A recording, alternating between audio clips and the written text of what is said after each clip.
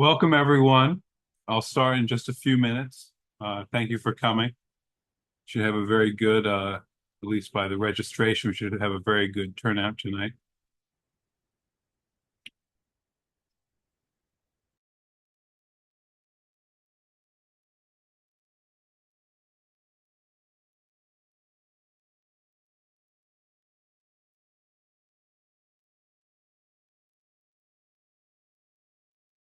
Thank you all for coming. I'll start in just a few minutes. Give everyone a chance to file in here.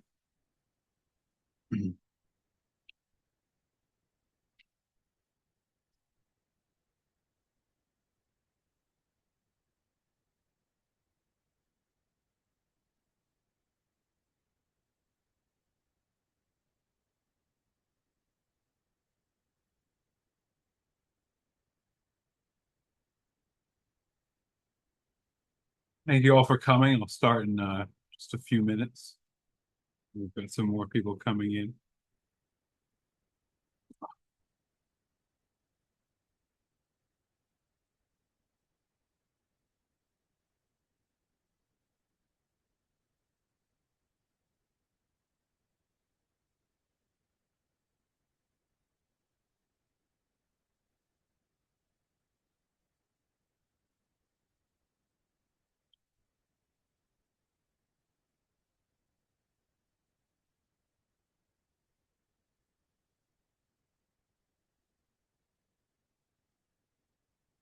Okay, welcome everyone. My name is Roger McCormack. I'm the Director of Education here at the Bronx County Historical Society. And as you all know, tonight's lecture is on the Bronx and the American Revolution, which was a bit of a misnomer. I've lured you all here under false pretenses. The Bronx didn't exist yet as an entity. Uh, the Bronx was then still part of Lower Westchester County. But this is particularly apropos because we're, of course, in just fresh off the 250th anniversary of the Declaration of Independence, of the great celebration of 250 years of the United States. So I'm going to start my show, share my screen here. Okay.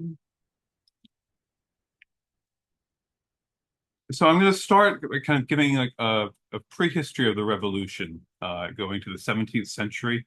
So the indigenous peoples that lived in what is now the Bronx were the Lenape. They date back about 3,000 years. And a lot of the ideas that inspired the American revolutionaries were in part influenced by the Native Americans, by the Lenape people. This included consensual governance, the idea that the people in the tribe or the Indian nation had to agree before they made a decision. And also, the native tribes weren't very hierarchical.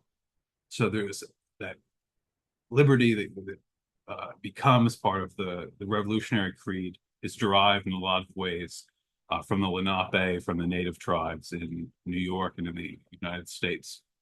So this shows a Native American village in Manhattan prior to the Dutch coming in 1624.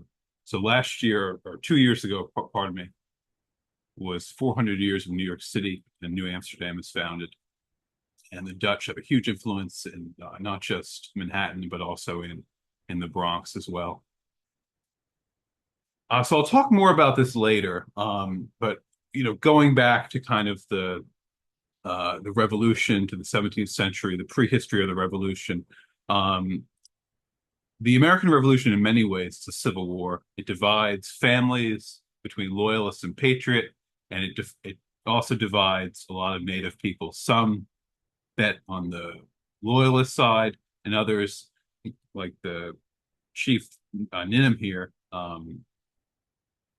came out for the patriot cause, for the revolutionary cause. And Daniel Ninham, he was the head of what was called the Wappinger Confederacy, and he joined a group called the Stockbridge Indians. They were included tribes of the Mohicans and the Munsee, and they were very disenchanted with the English, the Loyalist cause, because Frederick Phillips, the Phillips family, they had cheated the Indians out of land in what is now Putnam County in New York.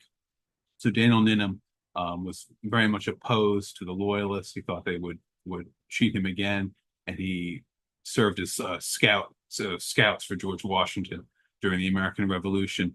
And in August in 1778, the British Legion, led by Master Tarleton, lured the Stockbridge Indians into a field in what is now Van Cortlandt Park and massacred them. And I'll talk more about that as we go on. So the native people of Lenape, a key part of their culture was wampum beads, which were from clamshells. And the Europeans kind of misinterpreted and also exploited the natives' view of wampum beads, which were mostly diplomatic in nature. They weren't viewed as money, as a transactional piece of equipment.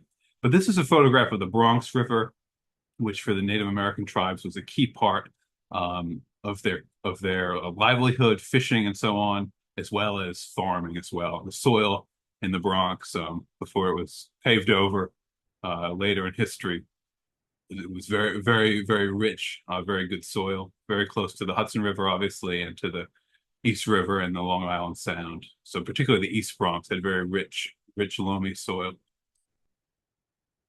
So going back, to the 16th century, so we have a lot of, ancient Greece, ancient Rome. The founding fathers are very keen students of history, and they wanted to kind of avoid the mistakes of other republics sliding into empires. Perhaps they weren't as prescient as they could have been about that. So there's this very interesting amalgam of ideas that influenced the American revolutionaries. And some of it comes from the Puritans in the 17th century, the covenant idea, also of kind of fleeing the oppressive old world, looking for freedom in the new world. But this is a portrait of Anne Hutchinson, who was a Puritan, very intellectually brilliant. She was associated with what was called the antinomian heresy, which was the idea that grace set believers free, and that works alone did not reveal who was a true Christian. And for this and for some other reasons, she was banished, exiled from the Massachusetts Bay Colony. She went to Rhode Island in Portsmouth. Rhode Island is about to be annexed by Massachusetts. So in 1642, she comes to what is now the Bronx. She settles in Pelham Bay Park, and in 1643 is killed by the natives in what was a retaliatory raid against Dutch massacres during what was called Dekeef's War, which I'll talk about in a little bit. But the Hutchinson River in the East Bronx and the Hutchinson River Parkway are named for her. So this is a engraving, a portrait of a massacre, of a battle during Dekeef's War, who was a very nasty Dutch governor from 1643 to 1645. This war went on. And Jonas Bronck, for whom the Bronx gets its name, he was a Scandinavian settler. He was the first European settler to come to what is now the Bronx in 1639. He had his house and his farm in what is now Mott Haven. And the treaty ending this war, Dekeef's War, is mediated in his house in the South Bronx. And he also dies a year after that, whether from another retaliatory raid or from disease. It's unclear, but probably more likely from disease. And this is again, this gives you a sense of the Bronx River, the East Bronx here, Van Cortlandt Park here. So about just here is Indian Field, right above Woodlawn Cemetery, where Daniel Ninham and the Stockbridge Indians were massacred in August of 1778. And this shows a tete-a-tete meeting between the Dutch and the Native Americans at the Battery in Manhattan. Okay, so now we're getting into the 18th century. So Lower Westchester County, what is now the Bronx, in the 18th century, the 1700s, is completely rural. It was a very kind of bucolic agricultural society. You have some small farmers, which I'll talk about, like Isaac Valentine, whose house still stands today, but a lot of really large estates. So the Morris family had their estate in what is now Morrisania, in the South Bronx. Um, in the East Bronx, the Pell family are English settlers. They had their large estate there. In the center of the Bronx, where the New York Botanical Garden are, and the Bronx Zoo, was the Delancey family, who were infamous for being uh, loyalists and very brutal loyalists during the war. And to the northwest, excuse me, to the northwest here was part of the vast tract of the Phillips family, which cheated the natives out of their land, as I said, in Putnam County. He was a prominent loyalist as well. And in the center here, over here, was the Van Cortlandt estate, and they were, sorry, my fingers are loose today, and they were known as being instrumental for the Patriot cause. So at the time, um, there was only really one bridge that connected Manhattan to the mainland, and that was the King's Bridge. You can see it over here. So whoever controlled the approach to the King's Bridge essentially controlled the approach to New York City. And it was a very old, it's the first toll bridge reputedly in the United States. It was built by the Phillips family, and it was called the King's Bridge because they had a direct charter from the king, I think, believe it was King William at the time, to build the bridge. And it caused a lot of tension with the colonists, but I'll come to that in a little bit. So the Second Continental Congress decreed, given the significance of the King's Bridge to the war, to build a series of forts to protect the approach to it. So you can see the forts here are numbered. There were 8 in total. This is Fort Independence here, Fort number 3, to protect going up and down the Harlem River. And there's still many plaques today commemorating this contribution of the Bronx to the Revolution. And I'll refer back to this. This is a really, really good map. It's from Otto Hueflin's book, The History of Westchester County, during the general history, but with a heavy focus on the Revolution.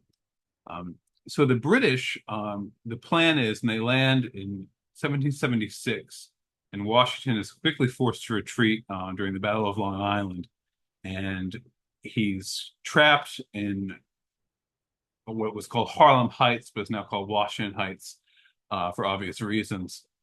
He's kind of trapped here. The British at the time have the most powerful navy in the world. The Americans don't really have any, the Patriots don't really have any kind of navy. And it wasn't until the French entered the war later that deficiency was kind of remedied. And I'll talk more about the plan here, but we'll talk more about some of the prominent Bronx revolutionaries. So this is Gouverneur Morris, infamously called the rake who wrote the Constitution. You see he has only one leg. There was a legend that he encouraged, that he lost a leg when he was fleeing from one of his mistresses' house when her husband was coming back, and he damaged his leg in the fall.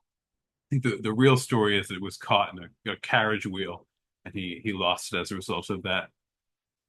He's very, very interesting. As I said, his estate was in the South Bronx in what is now Morrisania.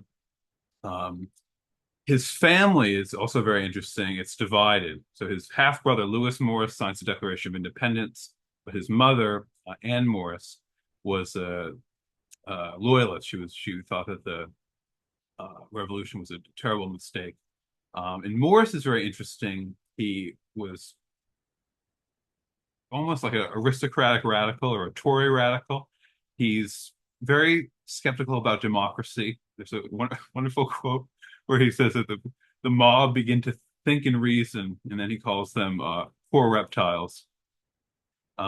He was associated with the Federalist persuasion. They didn't really have political parties at the time. They were viewed as kind of a bane to good Republican government. And he wrote the preamble to the Constitution, the form we have it, of we the people of the United States, to form a more perfect union. Whereas earlier drafts had listed all the states, which at the time the states' rights argument was very very intense. But Morris kind of looked to the future and having the vast kind of federal union of the states. He also, in the Constitution, had wanted to put strong protections for property owners, which at the time was basically very very widespread. But he was also very anti-slavery, and he served on the Committee of Style of the Constitution. So the Committee on Detail would send it over, and the Committee on Style was essentially supposed to just kind of make it, more flow easily the language, but not to make any real substantial changes. And there's an interesting article by a dean at the Georgetown Law School who argues that he was a dishonest in what he did. He changed the Constitution essentially to accommodate his own political views. But he is buried in St. Anne's Church in the South Bronx today, along with his half brother, Lewis Morris. And unfortunately, is a bit of a forgotten founding father. He's not focused on as much as some of the other founders. But he also came, which was rare. He came out of the pre-war kind of aristocracy, and not invariably, but a lot of people that came out of that very elite level tended to be loyalist. It's fortunate that he was not, and really one of the great writers, along with Jefferson and Thomas Paine of the Revolutionary generation. So this is Lewis Morris. He was a signer of the Declaration of Independence. He's also buried in St. Anne's Church, and he was instrumental in pushing for the Second Continental Congress to decree that the approaches to the Kingsbridge be fortified with the 8 forts that I mentioned before being built to protect the approach to it. There was also a fort called just where the Van Cortlandt Avenue East today meets the Grand Concourse, called Negro Fort, because it was held by Black troops from Virginia. And I should mention that in the 18th century, before the revolution, before and during the Revolution, all the big planters, the Morris family, the Van Cortlandts, the Delanceys, irrespective of if they were patriot or loyalists, were slaveholders. And the Morris family in particular had interest in Barbados, where the enslaved peoples tended to be brought from Africa, Barbados, and then to New York. So it's not abolished until 1827. It's a graduated abolition that started in 1799. Abolition Day is still celebrated in New York State today. But it's also true of the smaller farmers as well, including Isaac Valentine, who was a blacksmith and farmer. He was also a slave owner, and I don't think I have it here. I should have put it in, but he posted a runaway slave ad in 1777 when the British had occupied the Bronx in lower Westchester County, and advertising to return Joe, who he described as a yellow-complexioned enslaved person who was wearing a red coat, which might have been to convince the loyalists that he was on their side. The British under Lord Dunmore had promised freedom to enslaved peoples that fled and joined the British cause, but only for patriot slave owners. So, for example, if an enslaved person had run away from the Delancey family, who were prominent loyalists, that enslaved person would have been returned to them. So this shows the Kingsbridge. This is a 19th century portrait. So it really doesn't look like much. It's very hard to believe that a series of forts was once built to protect the approach to it. But as I say, it was called the Kingsbridge because the Phillips family got their patent from the Crown to build it, and it was very contentious for the colonists because they had to.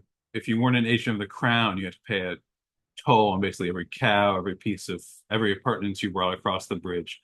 So this spawned a lot of resentment, and it led to Jacob Dykeman and Benjamin Palmer building the Farmers Free Bridge just to the south of it.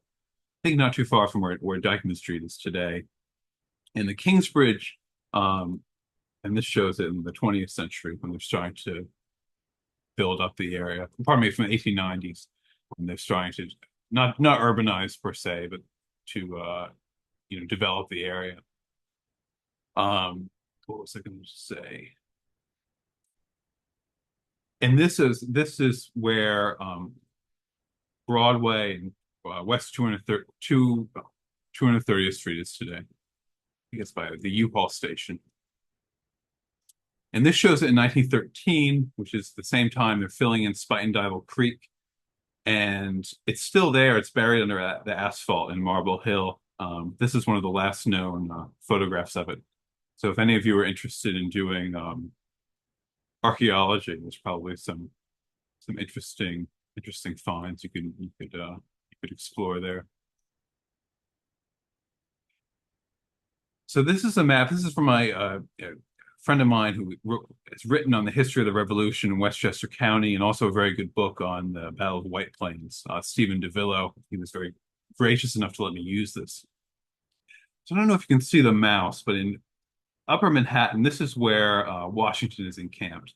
So the plan of the British under the General William Howe, was to have his brother, the Admiral Richard Howe, land troops in the East Bronx, march across, and trap Washington in Upper Manhattan. They land first at Throgs Neck on October 12th, 1776. But Washington was a bit wise to them. He had stationed men from the Pennsylvania Riflemen, led by Colonel Edward Hand, at Throgs Neck to repulse the British invasion. It's very marshy there, and the British come under heavy fire. Edward Hand has these planks that the British were going to cross ripped out, and they retreat. They land again at what is now Pelham Bay Park in October 18th, 1776 at Pell's Point. And here is one of the great, it forms what I call like the Dunkirk of the American Revolution. And then Dunkirk is, of course, when the British Expeditionary Force was able to escape France after the fall of France to the Nazis in 1940. But like the Battle of Long Island, the Battle of Pell's Point, the Battle of White Plains all form this kind of series of retreats that the Continental Army is able to do that allows them to continue fighting the war in New Jersey and to escape New York. So this shows the landing. This is the British positions. Shows the British camp during the Battle of Pell's Point, New Rochelle. And if any of you are familiar with St. Paul's Church in Mount Vernon, apparently the wounded after the Battle of Pell's Point were taken there. So this shows the map of the battle. So the Patriot forces were really significantly outnumbered.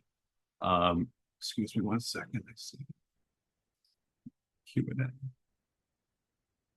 Can't see it. Excuse me.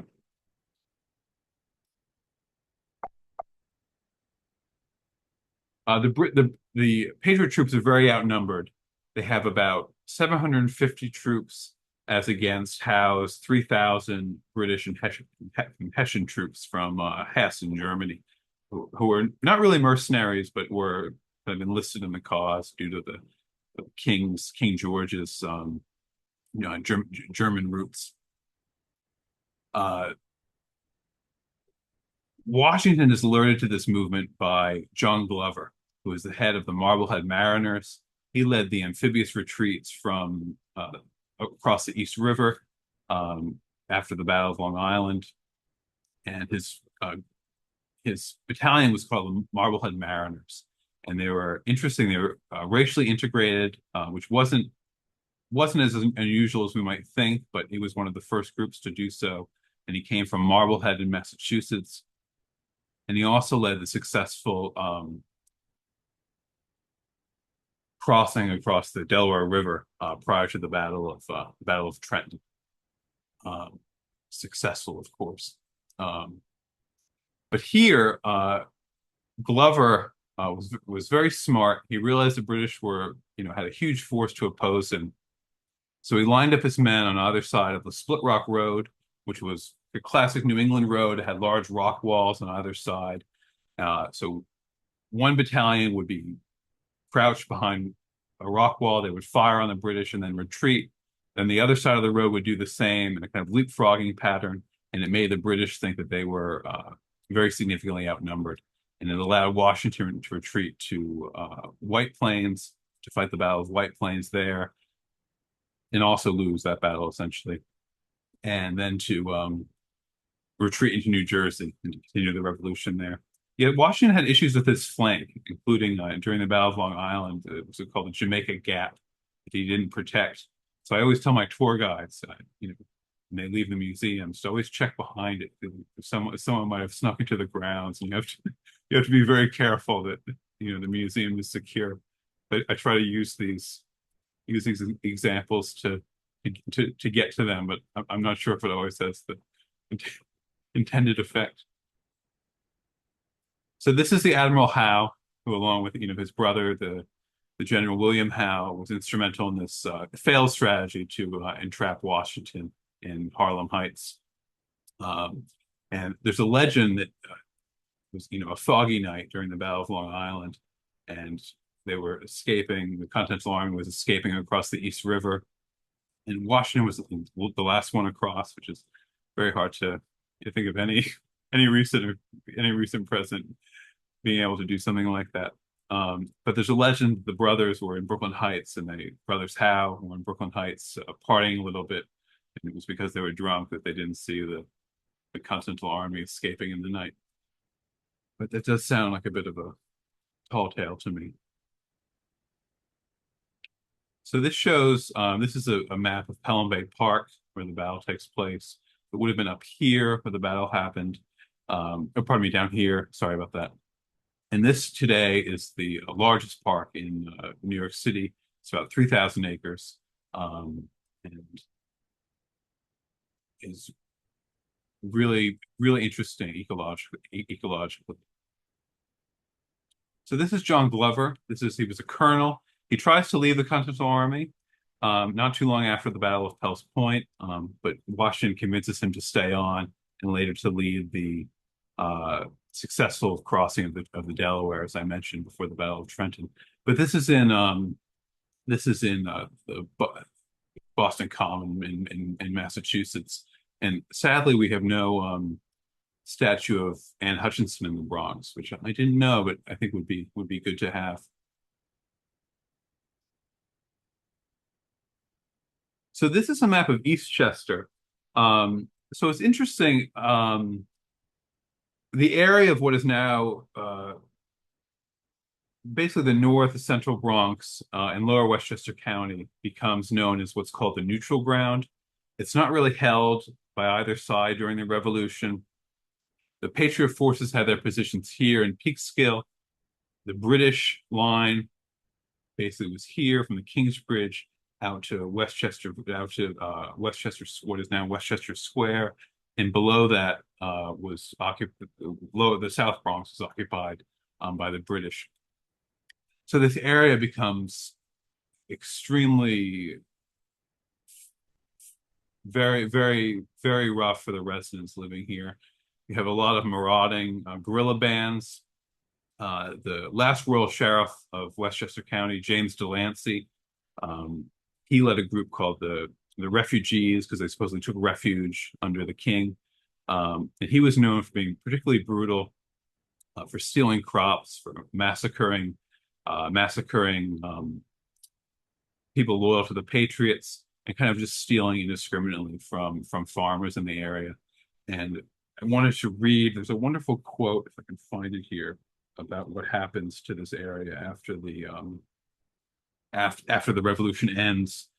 So this was Timothy Dwight, who was a theologian and the president of Yale College, and he remarked on the devastation of the neutral ground. The houses in the meantime were in a great measure scenes of desolation. Their furniture was extensively plundered or broken in pieces. The walls, floor, and windows were injured both by violence and decay, and were not repaired because they had not the means of repairing them, and because they were exposed to repetition of the same injuries. Their cattle were gone. The fields were grown with a rank growth of weeds and wild grass. Amid all this appearance of desolation, nothing struck my eye more forcibly than the sight of the great road, which was the Boston Post Road, the passage from New York to Boston. When I had heretofore seen a continual succession of horses and carriages, and life and bustle lent a sprightness to all environing objects. Not a single solitary traveler was visible from week to week or from month to month. The world was motionless and silent, except when one of those unhappy people ventured upon a rare and lonely excursion to the house of a neighbor. So that gives you a sense, how rough it was for the even loyalists as well. How rough it was for the people living there. Um, and so not only Delancey, but there's this legend that there was a patriot group of organized guerrilla fighters. They were, just as brutal as the British, called the Skinners. But thankfully, that's just a myth that comes from James Fenimore Cooper, who married into the Delancey family and wrote a novel in 1821, I think, called The Spy, A Tale of the Neutral Ground, where he created this legend, and a lot of, unfortunately, credulous historians took him at his word for a long time. And he wrote, of course, The Last of the Mohicans. But in this case, the book is not as good, let's say that. So this was James Delancey. And along with Robert Rogers, they were known for really terrorizing the residents of the Bronx and the neutral ground. And he was known, I think he goes back to Nova Scotia after the war. But the mill on the Delancey property still stands today. It's in the grounds of the New York Botanical Garden. And you can see it when you drive along the Bronx River Parkway. But his estates, which was vast, was partitioned after the war because he was a loyalist and given to smaller farmers. And also, he was known for particularly being if a patriot force was mixed, he was known for kind of massacring African troops. So he was very, very, very vicious man. So this shows the Stockbridge Indian massacre, which I talked about before, where Daniel Ninham and his son Abraham Ninham, who were the heads of the Wapager Confederacy, and they had served as scouts for Washington. They were lured into what is now called the Indian Field in Van Cortlandt Park and massacred by the British Legion led by Bannister Tarleton. And this is a painting by Don Triani, does a lot of paintings of the Revolution, also of the Civil War. And you can see they're wearing the loyalists. They're wearing green. Wouldn't have been so uniform. I think this is they look very kind of well put together, but really the guerrilla fighters tended to obviously you want to camouflage yourself, but also to not be so ornate in your uniform. And I'll talk about Robert Rogers in a moment as well. So this is Bannister Tarleton, or Bloody Bannister, as he was called. He was the head of the British Legion, also known like Delancey for being particularly brutal. And he was the kind of strategic thinker that produced the Stockbridge Indian Massacre in 1778. Thankfully, he got his comeuppance, not really, because he escapes back to London, goes back to his club. And he was feted, but that wasn't true of Benedict Arnold. Benedict Arnold had come from a colonial family. He was born in Connecticut. He was when he went back to England, he was seen as like low class, and they kind of looked down on him. But Tarleton meets his comeuppance in 1781. This is a bit out of field, but it's interesting enough. At the Battle of Cowpens, where Daniel Morgan, who was a brilliant general in the Continental Army from Virginia, and a bit of like a really kind of a rough guy who grew up stumps when he was young, and had been in jail several times for assaulting people and drunkenness and so on. One like those characters that seems to come to the fore during a revolution. But he had cleaned up his act by the time this battle rolls around. He was a great strategist. He lured Tarleton in the cow pens. It was a large field essentially for grazing, and Dale Morgan had his troops at the top of this hill. And the first line was the militia line. And despite kind of the mythology of the revolution, uh, the militia often weren't very good fighters. And so Dale Morgan put its least seasoned troops, the militiamen, at the front.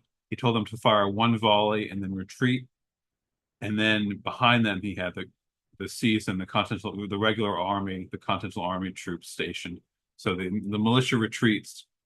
Uh, Tarleton takes the bait and runs right into the fire of the regular Continental Army troops, and essentially dismembers the British Legion, who, despite the name, were not.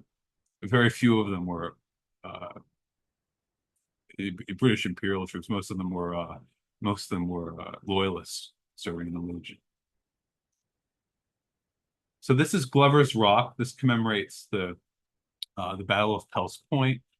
John Glover, and I think it's not quite where the battle was, but it was dedicated by the Bronx Historical Society in the 20th century. I couldn't remember the year, so it was fortunate that I put that in the note. But this shows in 1960 they dedicate the rock here, and these are some of the founders of the Bronx County Historical Society. So the Bronx in the 18th century, it was very rural. The earliest town is Westchester Village, or what is now Westchester Square, which was the county seat at the time. And there was a prominent family there called the Ferris family. James and Charity Ferris with a couple, and they were patriots. And General Howe was using their houses as headquarters during part of the Revolution. And the Ferrises were slaveholders, and they would send a young enslaved person to wait on Howe. And Howe would talk very freely about his battle plans and so forth. And the enslaved person would take this to Charity Ferris, who would then relay it to George Washington. Reminiscent almost of Bernard Montgomery at the Battle of El Alamein in World War II, facing off against Erwin Rommel, who was the Nazi general, the Desert Fox. But the British had broken the German code, and so Montgomery knew the battle plan essentially before it happened. So this is the Ferris house. Sadly, it was demolished, no longer stands. So this is a map of contemporary Norwood. So this gives you a sense of part of where the neutral ground was, where the area wasn't really held by either side. And Gun Hill Road, I'll come back to, but that there's obviously a patriot pattern of a lot of the streets here. There's a Rochambeau Avenue and so on, which will all become clear to you soon. So this is the Valentine Varian House. This is the second oldest house in the Bronx. It's built in 1758. I talked a little bit already about Isaac Valentine, who was a blacksmith and a farmer, and had an enslaved person named Joe run away from him during the Revolution. Probably when he was staying somewhere else, maybe in Westchester Village. It's unclear, but the British had occupied the house at this time. And he's interesting. And as a blacksmith, the house is right next to what was then the Boston Post Road, which was the only highway between New York and New England. I talked a little bit about Timothy Dwight, about how it was once very bustling, and then after during the war and after the war, it became desolate as a result of the ravages of the Revolution. But Isaac Valentine's interesting. He was essentially a neutral man during the Revolution. He serves in a patriot militia, but he doesn't really take a side. He comes back to the house during the Revolution when it's in the neutral ground, not really held by either side, and really kind of illustrates the impact of the war on ordinary people. He goes deeply into debt as a result of the Revolution. He sells the farm and the house to Isaac Varian, who was a butcher and a farmer. And the Varian family farmed it for over 100 years, and one of their descendants was a mayor of New York City. There's several battles, small battles, fought in the vicinity of the house during the Revolution. You can see the stone here was all taken from his fields. So it's a fieldstone farmhouse, and the architectural style is called Georgian, which is very popular in the colonial era, named for the kings of England. And this shows it in its original location. You can see this building, this part of the house at the end was the kitchen. Was sadly destroyed. We have a project now to rebuild it. This is in the 19th century, and it's moved from its current location in 1965. And this shows moving day. Makes me nervous just to look at this photo, thinking of it falling over. So another of these famous guerrilla fighters in what is now Bronx was Robert Rogers, or Rogers Rangers, Queen's Anne's Rangers. Uh, they were known for wearing green, as being like real backwoods fighters, very brutal, like Delancey. And he had gained notoriety as a successful guerrilla fighter in 7 Years War, the French and Indian War, and he really was loathed by the farmers in Lower Westchester and what is now the Bronx, or his depredations. Really, by this time, he was a bit of a, as Clint Eastwood might say, a legend in his own mind. He was, basically like an alcoholic at this point, and wasn't as successful a fighter as he had once been in the 7 Years War.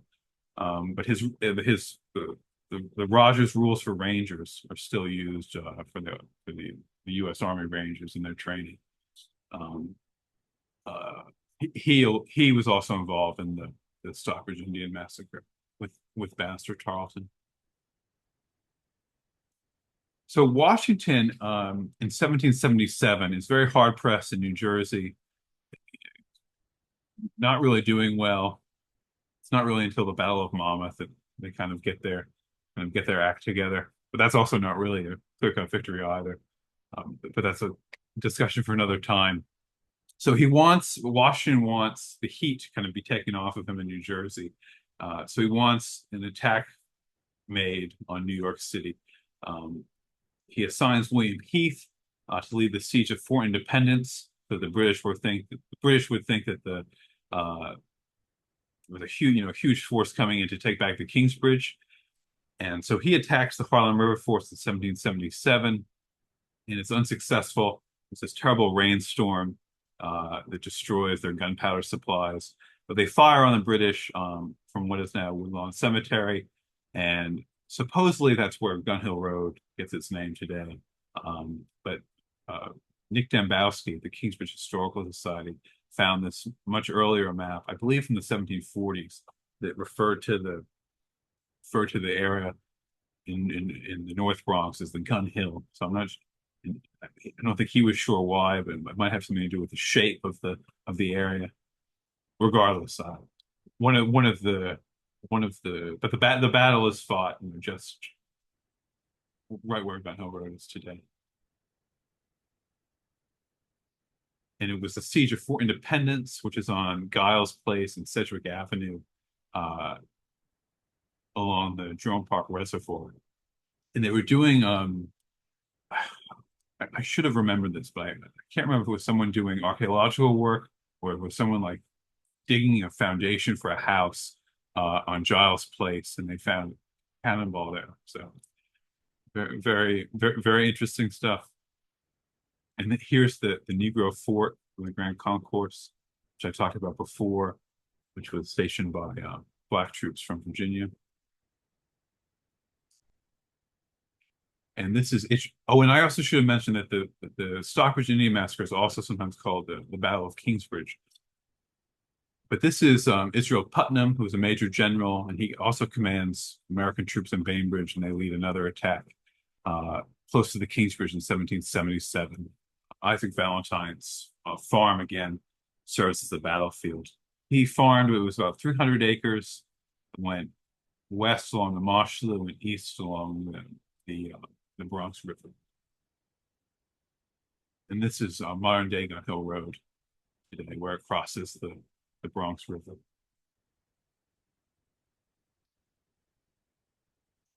So Washington, near the end of the war, in 1781, this is after the French have come in, Lafayette, we're here, and so on. And really, they turn the tide. And some, sometimes certain people don't like to hear that, but it's certainly true that the French Navy was a huge game changer, let's say, during the Revolution. So Rochambeau, Lafayette's more famous, of course, but the Comte Rochambeau commands all the French forces in North America. And Washington has this real point of pride about losing New York City. Very kind of ignominious for him at the beginning of the war to lose it. He wants to end the war there as well. So, and Rochambeau thinks this is folly, and his plan ultimately, which I'll talk about, is the one that they eventually opt for, and they use, which was the siege of Yorktown. But Rochambeau has to defer to Washington, so they embark on what's called the Grand Reconnaissance in 1781, which was they're marching and starting in where the Van Cortlandt Manor is in Van Cortlandt Park today, and they march south through the Bronx to inspect the British lines in Manhattan. And their guide was a young farm boy called Andrew Corsa, who is a very interesting figure, was basically playing off both sides. Like whoever was doing better, if it was the Tories or the Patriots, he tended to side with, largely for filthy lucre, for material reasons, which is interesting. He wanted a new horse, and his father is a loyalist, and he does help Washington and Rochambeau though, and their farm was in Fordham. So they're in Fordham, and Andrew Corson describes hearing these cannon fire, while Rochambeau and Washington are on their horses. He runs for cover, and he looks up, and Washington and Rochambeau are coolly surveying the British positions across the Harlem River, and I think Washington in the 7 Years' War is a young officer described the sounds of bullets whizzing past as charming, which is an interesting turn of phrase. But anyway, this shows Andrew Corson. So this is the Van Cortlandt House. This is the oldest house in the Bronx, built in 1748. It's a very good strategic location. It was located between what is now Broadway and the Albany Post Road. So it's a major thoroughfare. And Washington and Rochambeau are headquartered here before they set out on the Grand Reconnaissance. And there's a legend that they kept fires burning in what is now Van Cortlandt Park to make the British think they were going to invade New York City. And the Van Cortlandts were a very prominent. This is in the modern day, of course. The Van Cortlandts were a very prominent Dutch family. They were known for their Revolutionary War, patriot sympathies. Augustus Van Cortlandt was a clerk of New York City. He hid the city records from the British, and the family mausoleum, the burial plot called Vault Hill, which is still in the woods in Van Cortlandt Park above the house. You can see it today. But this is like the real kind of this was like a mansion. I mean, Isaac Valentine's house was much smaller in scale, but this was they were the the elite of the colonial era. And the architectural style is the same. It's a Georgian vernacular. Pardon me, Georgian. So here's Rochambeau. He sleeps probably in the Valentine Variant house near the end of the war, and he refers to it as a wretched farmhouse. Which any of you who have been there will, I hope, think that that's not really fair. But I suppose after Versailles, everything is second class. He fights with Washington, and eventually cooler heads prevailed. He pushed Washington to do the classic European siege of Yorktown, where they basically bombed the British out, and that's what led to the end of the war, where young Alexander Hamilton fought. Oh, and I should have mentioned Hamilton is of course, Washington's aide, and also wrote a brilliant pamphlet refuting a Westchester farmer, Samuel Seabury, who was the rector of St. Peter's Church in the Bronx, and was a very prominent loyalist and argued for staying with the British and opposing the revolution. Okay, I hope you enjoyed it. I'll turn it over now to the Q&A.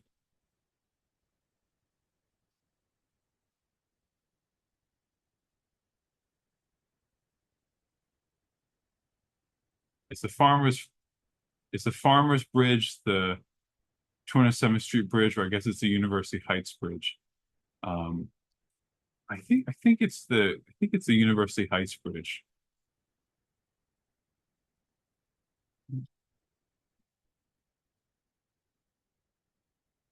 Can you repeat the boundaries of the neutral ground? You mentioned the north central Westchester County as the northern boundary and as the southern boundary. So the southern boundary was below the Kingsbridge, and in the north it was just below Peekskill, where the British had their, or pardon me, where the Patriots had their position.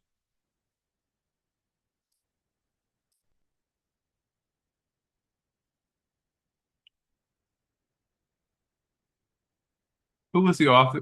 Who was the author of the book History of Westchester County, which has a great map of the Bronx during the Revolutionary War? Otto Hufeland.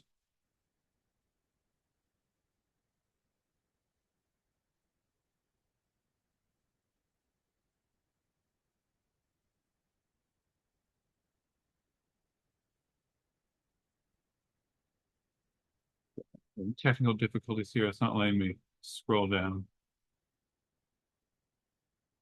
Regarding the Skinners, what was the myth written by Irving to take the skin off your back? One historian feels that, and that's Washington Irving. One historian feels that Skinners were generally a gang who had neither alliance with the Patriots nor the British. Do you agree? Yeah, what Irving contributed to the myth. I'm not sure if he came up with the phrase to take the skin off your back. Um,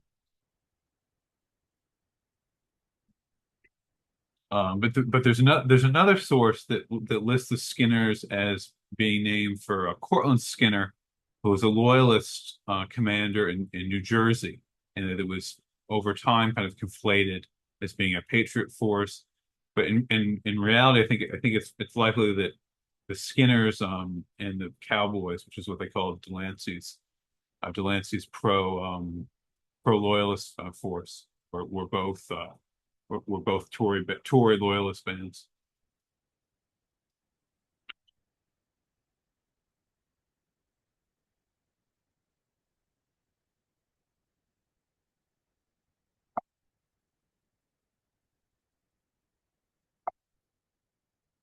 I missed what you said about the Negro Fort. Can you clarify and explain what was and where? So it was at the Grand Concourse, where the Grand Concourse meets Van Cortlandt Avenue East, and it was one of the smaller fortifications built to protect the approach to the Kingsbridge during the Revolution.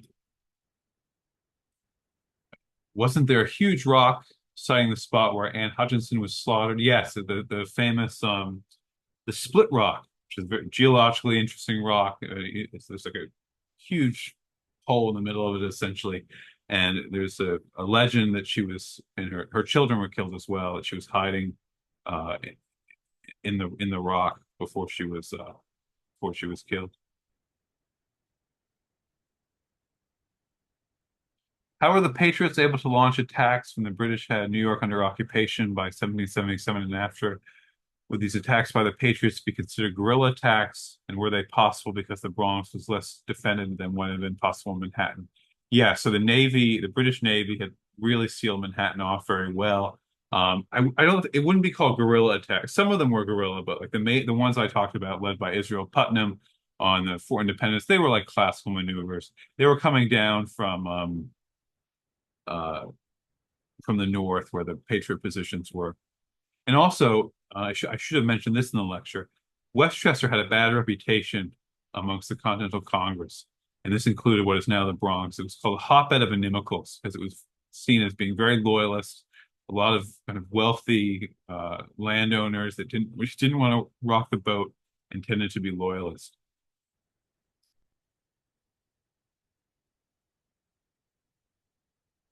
Miles Square is in was the Miles Square in the present day Bronx or present day southeastern Westchester County. Miles Square is in Yonkers, I think, right? Farmers Street Bridge was at 225th Street. Thank you. Excuse me. Not the University Heights Bridge.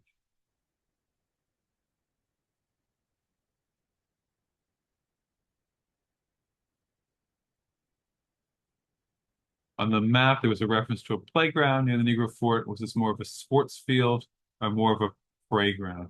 I think a sports field, but I'm not certain of that.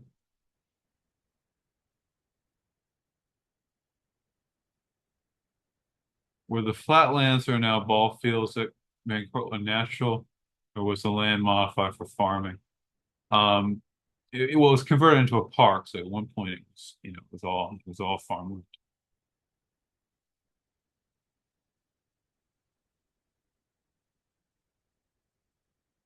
What do you know about the British raid on City Island on 27th August 1776? Um, I not very much, unfortunately. I'll have to look into that and get back to you, Michael. I'm sorry. Are there any books written about the Battle of Pell's Point? Have you written any books on the subject? Thank you for this event. No, I have not written any. There's a very good article by Lloyd Altan, who is the former Bronxboro historian on the battle. And there's several.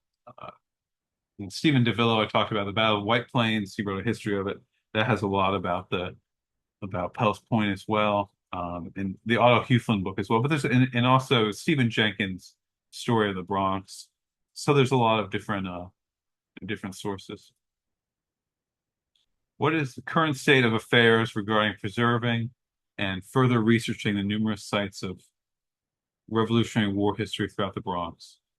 Um, so in turn, I mean, the forts have plaques. So at the Bronx County Historical Society, we have an exhibit that just opened called the Bronx Crucible of Liberty. It kind of details the role of the revolution uh, in the Bronx. I'm not sure what's going on with other plaques, but most of these what I talked about is well marked already. Except for I would like to see something on Anne Hutchinson, but that's not really on about the revolution. Are there currently markers, plaques, nearby places that you cited, which played a historic role in American revolutionary history? I don't know if I understand. Um, so the forts, I mean, where the forts are marked, there were battles that were, had a role in the revolution. Pell's Point, of course, there's the plaque which I showed on Glover's Rock, and Pell's Point was very significant.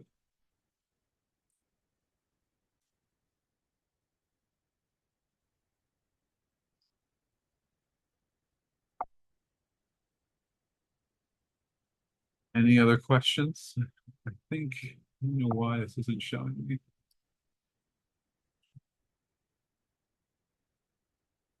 Oh, here we go. I'm sorry. Is Valentine Hill in Southern Yonkers named after the Valentine? Yeah, for the Valentine family, I believe, yes.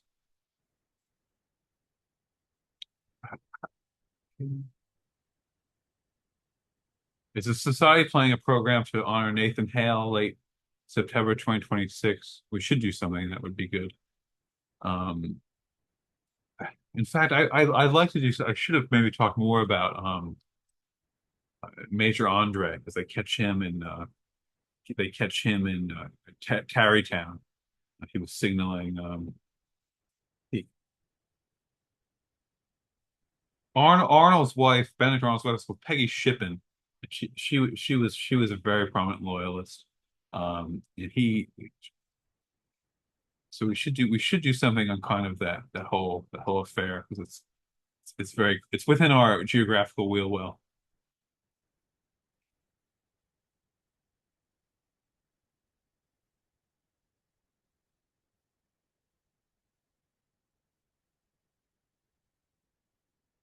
Sorry, my connection dropped. May you repeat your answer to this question?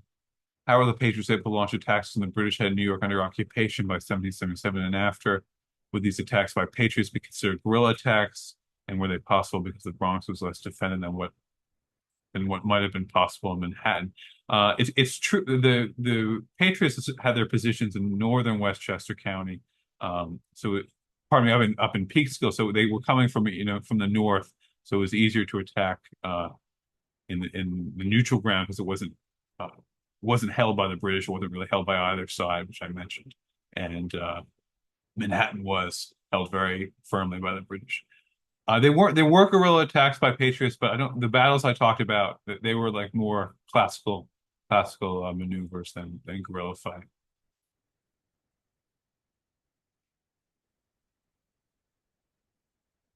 Okay, any more questions? I'll leave it open for a few minutes if any of you think of anything. And I encourage you in the meantime, so the exhibit is open. You can email me. My email is education@bronxcountyhistoricalsociety.org. Um, I can give you a tour of the museum during the week, but our regular hours to see the new exhibit on the Revolution, Saturday 10 to 4 and Sunday 1 to 5.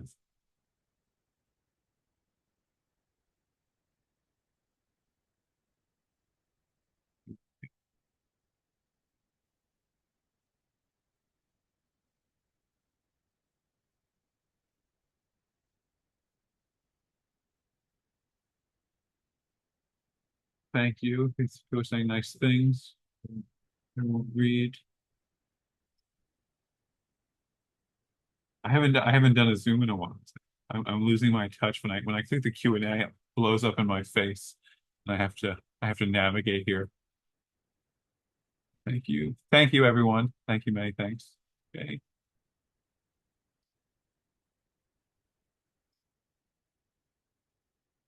Okay, I'm signing off. Thank you all for coming. If you have any other questions, you can email me, and I'll answer the question. Thank you. I'm sorry about the person that asked about the raid on City Island, which I'm not familiar with. Okay, thank you, everyone. Be well.